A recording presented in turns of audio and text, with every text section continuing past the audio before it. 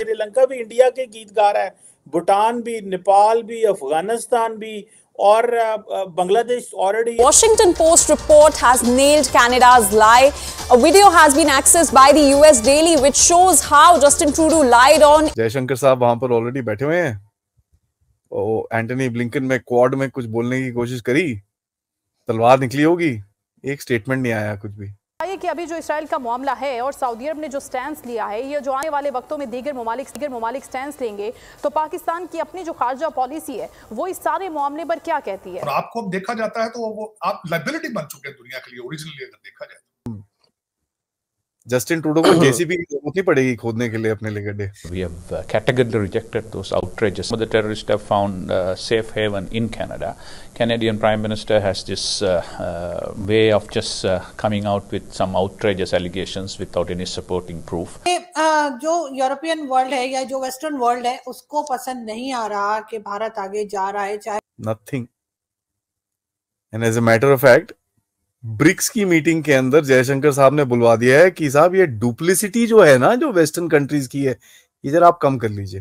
आज मैं देख रहा था श्रीलंका के जो एम्बेसडर है इंडिया में, वो जा रहे थे, वो कह रहे थे कि अगर इंडिया ना होता तो हम तो खत्म हो चुके, हम डिफॉल्ट हो चुके होते। क्योंकि हमारे जो जस्टिन सिंह ट्रूडो है वो स्वयं को हर रोज एक नया जख्म देते हैं।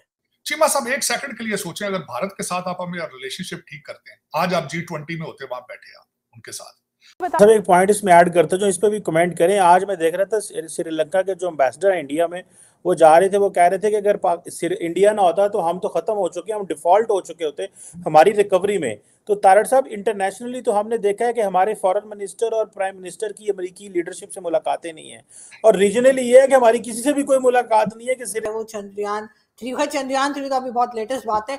उससे पहले भी चाहे आपकी फॉरेन पॉलिसी हो, इंडिपेंडेंट फॉरेन पॉलिसी हो, चाहे आपकी इकोनॉमी हो, तो वेस्टर्न वर्ल्ड को पसंद नहीं आ रहा, और इसी वजह से कोई ना कोई बात ऐसी निकाली जाती है। श्रीलंका भी इंडिया के गीतकार है, भूटान भी, नेपाल भी, अफगानिस्तान भी, और बांग्लादेश ऑलरेडी अभी उनको। तो हम तो सब कुछ सोचने वाला है, सही है या दिहाड़ियां ला देने पे? कोई नहीं सोच। चीमा साहब एक सेकंड के लिए सोचें, अगर भारत के साथ आप अपनी रिलेशनशिप ठीक करते हैं, आज आप G20 में होते, वहां बैठे आप उनके साथ, आप नए प्रोजेक्ट उनके साथ जो चाइना के साथ कर रहे हैं, आप ट्रेन बनाने की, आप भारत के साथ, ईरान के साथ ये सारी चीजें कर रहे होते हैं, अगर स्मार्टनेस इसमें अगर कोई थोड़ा सा सोचा जाए मुल्की मुफाद के हवाले से। इतना आगे चले गए नेबर कंट्री, अगर भारत की बात करें, चांद पे वो पहुंच के सारी डेवलपमेंट उनकी, दुनिया के बड़े बड़े कंट्री उनके साथ, ये भी कोई साजिश है आपके ख्याल में, या ये वाकई उनकी मेहनत है? हेलो फ्रेंड्स, जय हिंद। श्रीलंका मिनिस्टर अली शाबिर ने कनाडा और उसके टेररिस्ट सपोर्ट मेंटलिटी की पोल खोल दी। श्रीलंका ने इंडिया की तारीफ की और कनाडा और उसके प्राइम मिनिस्टर को आड़े हाथों ले लिया। Also, we got Pakistani media reactions captured with a very intensified thoughts on this matter. Paki media reaction आया and they praised Sri Lanka about their bold statement in favor of India.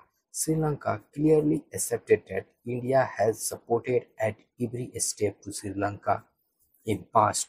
अगर श्रीलंका को support Bharat नहीं करता तो आज Sri Lanka default हो चुका होता।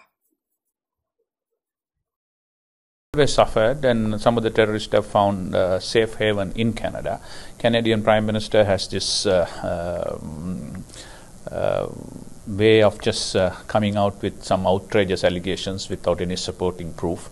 The same thing they did for Sri Lanka, a terrible total lie about saying that Sri Lanka had a genocide. Everybody knows there was no genocide in our country. And I saw yesterday he had gone and given a rousing welcome to somebody who have associated with the Nazis in the past on the Second World War. So this is questionable, and we have dealt it in the past. We have categorically rejected those. आज अफगानिस्तान के साथ आप trade करें, जो चीनी आप कहते हैं जी वहां स्मगल होकर जा रही है, आप लीगली वहां बेचते चीनी, आप आटा वहां बेचें उनके साथ, आप ईरान के साथ ये सारा कुछ करें। अब भारत से दवाइयां मंगाएं, भारत से सब्जियां मंगाएं, दालें मंगाएं आप, और उनके साथ रिलेशनशिप बेहतर करें। एक मिनट के लिए आप जरा बंद करके आंखें सोचें, आप उनके साथ टेक्नोलॉजी शेयर करें उनके साथ, तो आपको किसी और दूसरी चीज की जरूरत ही नहीं है। लेकिन नहीं, वजह क्या है? कोई समझ से बाहर कह देना जी पाकिस्तान चाइना का इजराइल चलो पूरा इजराइली बन जाओ यार, मैं तो कहता हूं उन्होंने सिंसियर हो जाओ, शायद वो ही तो बचा लें। लेकिन उनका भी आपने सी पैक के ऊपर आके बंद कर देते हैं, आप सी पैक बेजार है आपसे। मेरे कुछ जिस तरह आप कह रहे हैं कुछ कहीं भी डिसीजन जो है वो मुल्क की मफाद में नहीं हो रहे, पता नहीं क्या वजह है। और जितने आपको चलाने वाले, आपकी किस्मतों के फैसले करने वाले सारे ऑक्सफोर्ड और हार्वर्ड के पढ़े। आज देखिए हमारे जो क्रिटिक्स हैं भारत में, ये थोड़ा शुरू करते हैं, उसके बाद जसविंदर सिंह ट्रूडो पे जाएंगे। हमारे क्रिटिक्स क्या बोल रहे हैं, यार आप बहुत लाउड हो, ट्रोल की आर्मी निकली हुई है पूरी, ये वो आप बहुत ज्यादा जोर से बोल रहे हो, इतना भारत कभी बोलता नहीं था, भारत ने पूरी अपनी डिप्लोमेसी चेंज कर दी है, अच्छी बात नहीं है, Bharat is a quite country, हमको चुपचाप बात करनी चाहिए थी, ये वो। एक चीज है सर, आपने आज वेस्टर्न हेजेमनी के छत्ते में हमको गाली सुनती रहनी चाहिए जैसे पहले सुना करते थे। हाँ, मनमोहन सिंह जी और उससे पहले के लोग जो थे, जो एक मधुमक्खी का छत्ता है ना सब वेस्टर्न हेजेमनी का, आपने उसमें पत्थर नहीं फेंका, आपने तोड़ ताड़ के उसको फेंक दिया आगे। अब देखिए ये मधुमक्खियां घूम रही हैं इधर उधर। आगे चले गए नेबर कंट्री, अगर भारत की बात करें, चांद पे वो पहुंच के सारी डेवलपमेंट उनकी, दुनिया के बड़े बड़े कंट्री उनके साथ, ये भी कोई साजिश है आपके ख्याल में, या ये वाकई उनकी मेहनत है? ये उनकी जो फर्ज करें, एक उनका जो वजीर आजम है, उन्होंने अपनी हिंदू कौम को खुश रखा हुआ है, इधर आ जाए जी जी, हिंदू कौम को सपोर्ट किया हुआ है हमारे, लेकिन मुसलमान भी रहते हैं। मेरी बात सुन लें, जी। सबसे ज्यादा मुसलमान इंडिया में हैं, ठीक है, वो कितने, इंडोनेशिया के बाद इंडिया में हैं, लखनऊ में हैं, दिल्ली हैं, हिंदू कट रहे हैं, कईयों बंदों को उन्होंने कत्ल कर दिया वहाँ पे। ठीक है, बताएं, आपने बोला वहाँ पे हिंदुओं पे जुल्म हो रहा है, अब आप जो दिल करे बोलिए, मैं लेकिन थोड़ा बहुत आपको साथ लॉजिक दूंगा। वहाँ पे अगर जुल्म हो रहा हो तो आपको नहीं लगता कि आबादी खत्म होनी चाहिए, कम होनी चाहिए, वहाँ से पाकिस्तान के लिए मुसलमानों को अप्लाई करना चाहिए कि भाई हम पाकिस्तान जाना चाहते हैं? कोई ऐसा हो रहा है? सर नहीं, वीज़ा नहीं वो दे रहे, इस तरह नहीं दे रहे।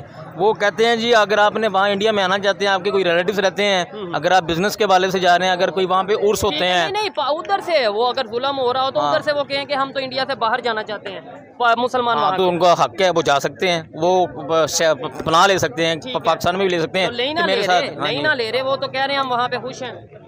आप अच्छा, ये जो चीज़ें आपने देखी वहाँ पे जुल्म हो रहा है, ये चीज़ें ये कहाँ से, हमने सोशल मीडिया से, मेन स्ट्रीम मीडिया से, कहाँ से देखा? सर सोशल मीडिया से देखा, सोशल मीडिया से देखा, क्योंकि यूट्यूब आपका है, पूरी दुनिया में हर लोग वहाँ पे उठा के कैमरा पकड़ के शुरू हो जाता है, जी आप ऐसा करें, जी वो फलाना ऐसा कर रहा है। अभी रहते हैं ना कि जैसे आपके माइंड में ये है कि नेगेटिव उनको लेके कि भाई वहाँ पे हिंदू इंतहा पसंद और ये चीज़ें, आपको नहीं लगता कि अगर हम ऐसा ही सोच रखेंगे तो हमारे कभी रिलेशन के बेहतर नहीं हो पाएंगे नेबर के साथ? सर मैं भी आज तक, आप भी यहाँ पे खड़े हैं, इतनी देर हो गई है, हाँ। कितने के रिलेशन ठीक हो गए हैं, तो हम अपनी सोच बदलेंगे तो रिलेशन बेहतर होंगे ना?